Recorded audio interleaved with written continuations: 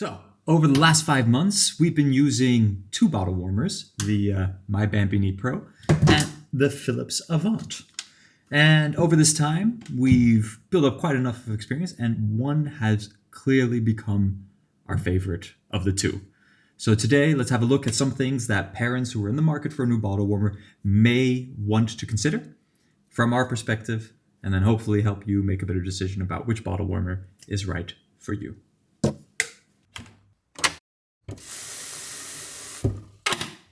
Hey friends, welcome back to the channel. In case you're new here, my name is Mike. I am a financial guy, a coach, a husband, and a dad. And on this channel, we explore the gadgets, strategies, and tools that help make life a little easier, a little more enjoyable, and more productive.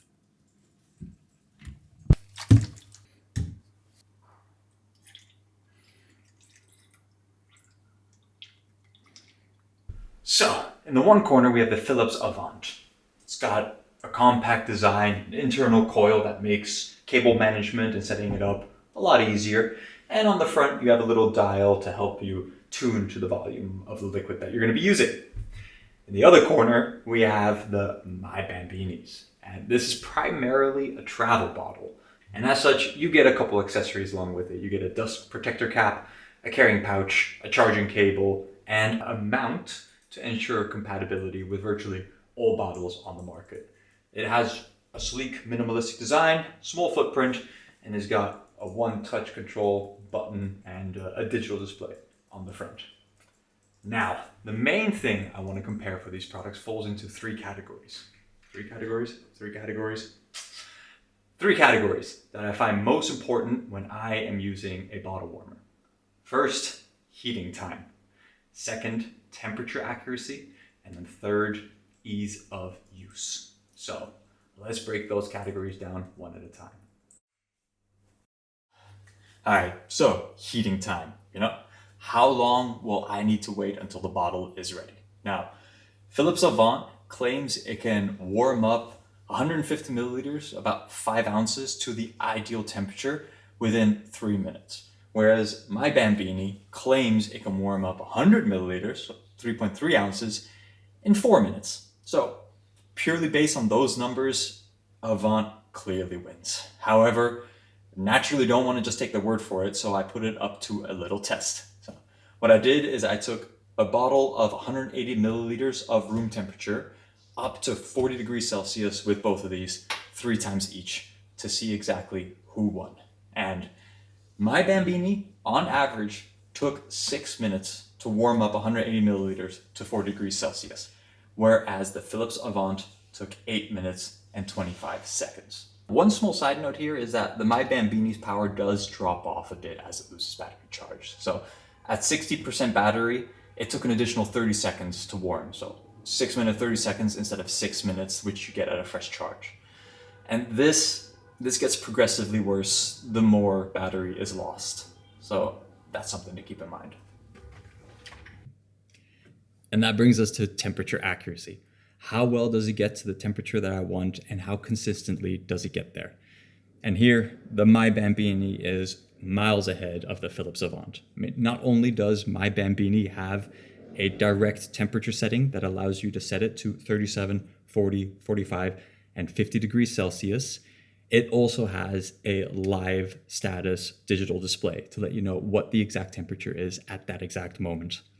The Philips Avent, on the other hand, just has those 3 rings that let you know once it is ready. But across the tests that we did for the heating time, those ready things were not really all that good. So just as an example, when it said it was ready at 3 minutes and a half, it was at 29 degrees Celsius.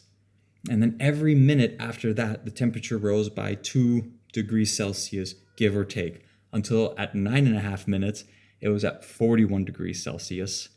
And it stayed at that level from then on. So ultimately, temperature accuracy with the Philips Avent is pretty much a guessing game, whereas with the MyBambini, it's pretty damn near accurate and down to a science.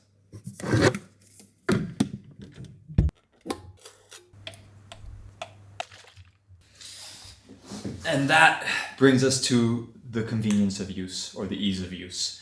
And here, just wanted to highlight a couple ways in which they differ. 8 categories, let's knock them out one at a time. 1, knowing the temperature. Ease of use, MyBambini, it has a display, it's great. The Avent doesn't, not that convenient from my point of view. The other thing is bottle compatibility. They both have it, but for different reasons. MyBambini comes with a mount, and then you kind of screw it on, fine. The Avent, as long as it's small enough to fit in that big opening, it's compatible. So no mount needed, a little bit more convenient that way. The other thing is portability. I mean, MyBambini has been very convenient in that sense. We've used it on trains, planes, restaurants, all over the place. Wonderful. The Avent, on the other hand, it's convenient because it's on the countertop, has a nice cord coil. You can kind of like set the distance away that way to kind of manage your cables, make it look a little bit more aesthetically pleasing. It has that going for it. The other thing, battery. Philips Avent, super convenient, does not need to manage it whatsoever. And the MyBambini, on the other hand, yeah, it's a problem. You need to manage it. And it gets even more problematic when the battery level drops a bit too low. So that's one. The other one, Ready Alert. One is audible, the other one is visual. So for me, I much prefer the audible, but everyone is different. So some might prefer the visual over the audible. That's just one way in which they're different. Something to think about. The other one, one-handed use.